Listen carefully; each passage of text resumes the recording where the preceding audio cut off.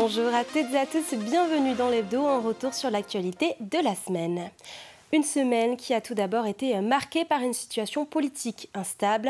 Le Premier ministre François Bayrou se trouve à moins de 10 jours d'un vote de confiance à l'Assemblée nationale. En cas de vote négatif des députés, le Premier ministre pourrait quitter Matignon. Les députés vendéens, qu'ils soient de la majorité présidentielle ou non inscrits, réagissent à cette situation politique. Je voterai contre la confiance à ce Premier ministre et à ce gouvernement. Ça n'est plus tenable. Alors, moi, vous savez, je suis une élue libre, je n'appartiens à aucun parti politique, à aucun groupe parlementaire. J'ai beaucoup vu de personnes sur le terrain, de Vendéens, dans ma circonscription. Je peux vous dire que le mécontentement, il est très présent. Il y a une colère qui est vraiment assez, assez nouvelle chez nous, en fait, parce que le Vendéen est plutôt quelqu'un de sage. Mais là, il y a une vraie colère. Moi, je ne suis pas un acteur du chaos, je ne suis pas un acteur de l'instabilité, et aussi parce que c'est ce que nous disent nos concitoyens chaque jour. Moi, c'est ce que me disent les électeurs et les électrices et les habitants de ma circonscription. On a besoin de visibilité, on a besoin de stabilité. Moi, je pense en particulier aux chefs d'entreprise qui prennent des risques tous les jours, qui se lèvent de bonne heure le matin. Dans ces conditions, même si je ne suis pas à 100% aligné, vous l'avez compris, avec la méthode, je voterai la confiance le 8 septembre prochain. Lundi, ce sera la rentrée scolaire des élèves, mais avant le retour de ces derniers, le personnel a préparé la reprise ce jeudi matin. Nous étions à Challans pour assister à ce moment particulier de retrouvailles pour les anciens ou de découverte pour les nouveaux. Les 90 professeurs du collège Saint-Joseph ont apprivoisé de nouveaux outils numériques et pédagogiques. Florent Vosnac nous résume en images ce moment particulier. 8h15 ce matin au collège Saint-Joseph de Challans. La petite dizaine de nouveaux enseignants profitent d'un accueil personnalisé par l'équipe encadrante de l'établissement. C'est toujours difficile quand on arrive dans un nouvel établissement. Donc là, le collège, c'est presque 1300 élèves. Donc ça peut être très vite intimidant d'arriver dans un nouvel établissement. Donc on essaye de mettre vraiment les enseignants dans de bonnes conditions pour vraiment les rassurer, les accompagner au mieux afin qu'ils soient prêts avec les élèves dès lundi matin. Vient ensuite la découverte des outils numériques et pédagogiques, la distribution des premiers équipements indispensables avant une première visite des locaux. Solène, elle, future professeure d'espagnol titulaire, part avec un peu d'avance sur ses collègues néo-chalandais. J'ai été élève ici, donc passer du côté, de l'autre côté avec toute une équipe enseignante que je connais plus ou moins, mais voilà, en tant qu'élève, ça fait toujours bizarre, mais à la fois on finit par être fiers presque parce que voilà, on les a rencontrés, ils nous ont en fait aidés à grandir et aujourd'hui c'est moi qui vais prendre cette place. Tout comme leurs futurs élèves qui fouleront la cour de l'établissement lundi prochain, ce moment de retrouvailles est très apprécié par les 90 enseignants du collège. Le moment de la rentrée, c'est toujours un moment chargé d'émotions. On est ému de se retrouver avec nos collègues qui deviennent parfois des amis. Et puis on est aussi ému parce que c'est un nouveau départ. C'est beaucoup d'inconnus, de nouveaux élèves, de nouvelles familles qu'on va essayer d'accompagner pendant un an avec leur vécu, leur situation. Et on essaie de donner le meilleur de nous-mêmes pour qu'ils soient dans une situation de réussite. C'est un vrai pari pour l'avenir. Place enfin à la traditionnelle photo de classe, qui plus est sous un soleil radieux, de quoi donner le départ d'une année réussie. La rentrée scolaire se prépare aussi du côté des transports. Les bus jaunes Allez Hop amèneront chaque jour, dès lundi, 33 000 élèves vendéens. Ce service, financé à 90% par la région Pays de la Loire, représente 50 millions d'euros rien que pour la Vendée. Du côté du recrutement, le secteur peine à embaucher de nouveaux conducteurs. Simon Philippot nous explique les enjeux de cette année au dépôt de cars de La Roche-sur-Yon. Vous les reconnaissez derrière moi, les cars jaunes du réseau Allez Hop vont reprendre du service à partir de la semaine prochaine pour transporter l'ensemble des élèves vendéens. Un service géré par le conseil régional et qui a un coût de 170 € pour les familles par enfant. Un coût qui est à nouveau en augmentation en cette rentrée 2025, mais qui ne représente finalement que 10% du coût réel du transport. L'abonnement pour l'année scolaire est de 170 €, elle a augmenté. Pour autant, le coût global pour la région est de 177 millions d'euros et la région tenait absolument à garder 90% du coût pour la région et 10% pour les familles. Et donc sur ce qui fait augmenter à 170 €.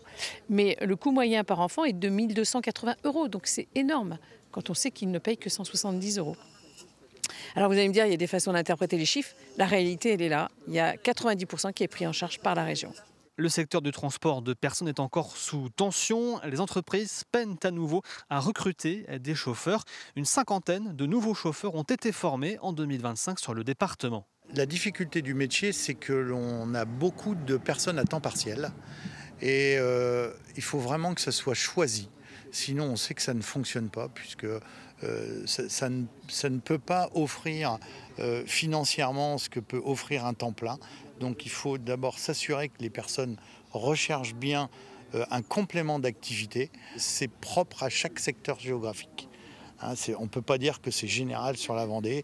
Il va y avoir des secteurs qui sont plus compliqués que d'autres. Je pense notamment au bocage, secteur des herbiers, où là c'est sous tension parce qu'on sait que le taux de chômage est très très faible dans la région. Parmi ces nouveaux chauffeurs, Alexandre, 26 ans, il a hâte de rencontrer les jeunes Vendéens qui vont désormais partager son quotidien. Il y a un petit stress, parce que du coup ça sera des petits qui seront avec nous. Mais ça devrait le faire au fur et à mesure, ça va venir directement. Normalement ça devrait le faire parce que comme j'ai été éducateur dans le foot, j'ai déjà eu quelques petits avec moi. Donc je sais un peu comment les gérer, mais ça devrait le faire. Au total, à partir de la semaine prochaine, ce sont 33 000 élèves qui seront transportés tous les jours par le réseau Aléop en Vendée. Cela représente un budget de 50 millions d'euros pour le conseil régional. 800 €, c'est la somme que les étudiants devront dépenser en moyenne en plus par rapport à l'année dernière, selon l'Union nationale des étudiants de France. Un budget conséquent qui précarise toujours un peu plus cette population. En Vendée, les Emmaüs de Véret et des Essarts ont alors décidé de faire une remise de 50% sur leurs produits, des vêtements à l'électroménager en passant par les livres. Une offre valable jusqu'au 15 novembre sur les jours d'ouverture de l'établissement. Un reportage de Louise Ménori et de Florian Wozniak.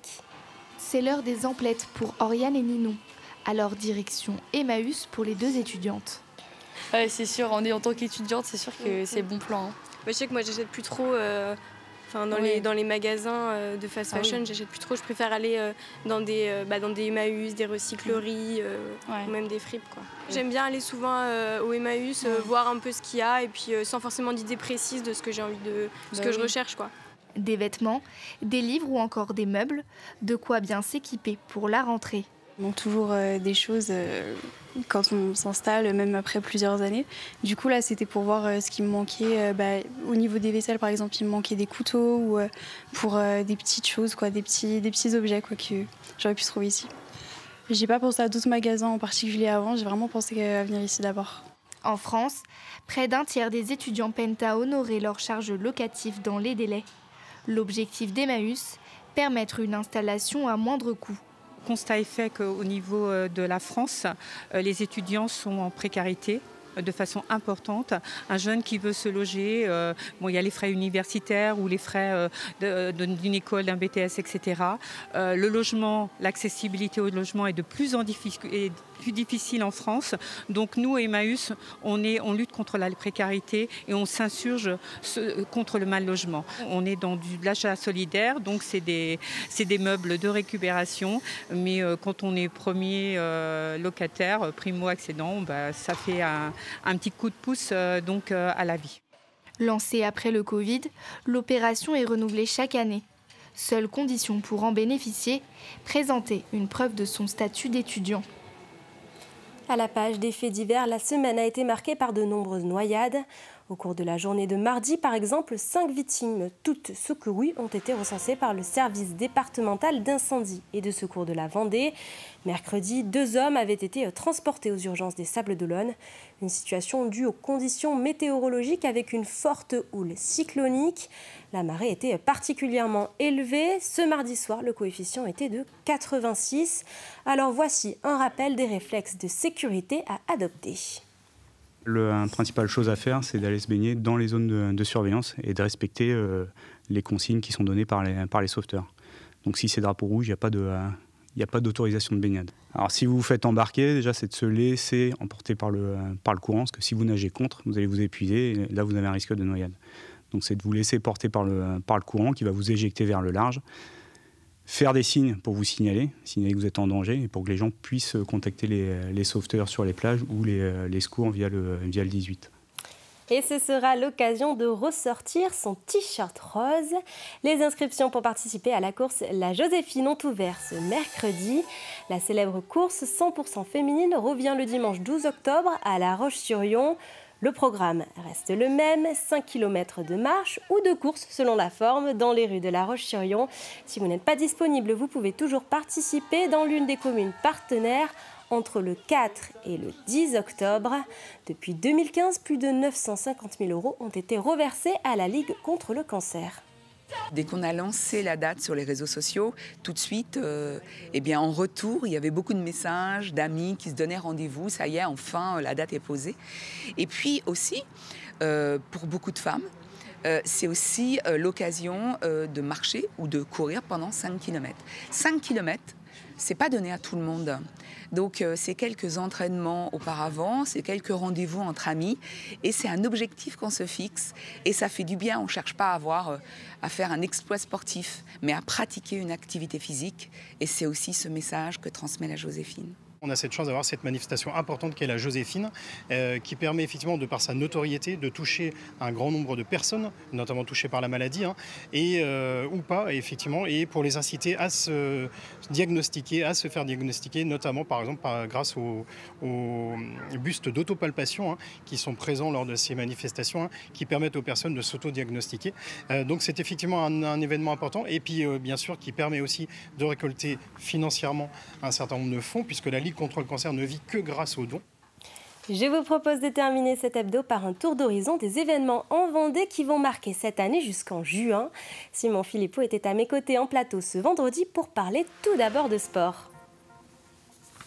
Avec du sport, avec le Tour de Vendée cycliste qui fait son retour cette année.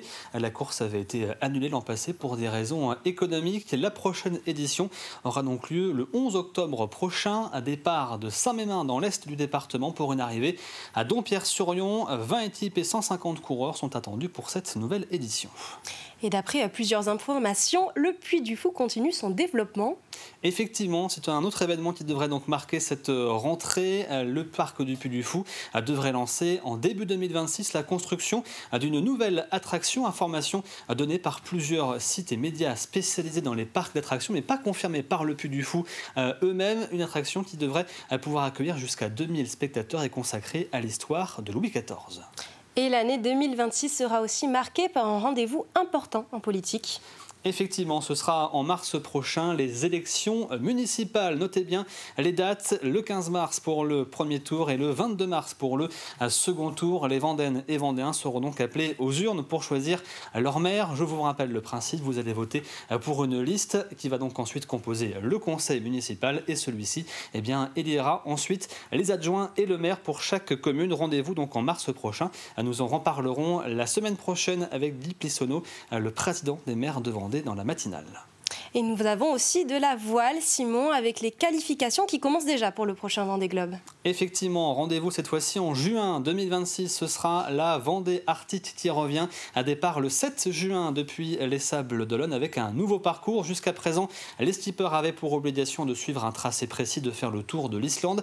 Pour l'édition 2026, parcours libre. Le seul objectif, ce sera de passer le cercle polaire, puis retour le plus rapidement possible donc aux Sables d'Olonne. Pour rappel, le vainqueur de la dernière édition, c'était Charlie Dalin, vainqueur du Vendée Globe 2024. Et en bref, les quelques événements culturels. Effectivement, quelques événements culturels à retrouver. L'Air d'en rire, le festival d'humour à partir donc du 25 septembre jusqu'au 18 octobre prochain. On trouvera également le festival du film à La Roche-sur-Yon du 13 au 19 octobre. Et puis un peu plus tard, en 2026, les 8, 9 et 10 mai, ce sera bien sûr le printemps du livre de Montaigu. Et c'est ainsi que se termine cet hebdo. Merci pour votre fidélité. Je vous souhaite un très bon week-end.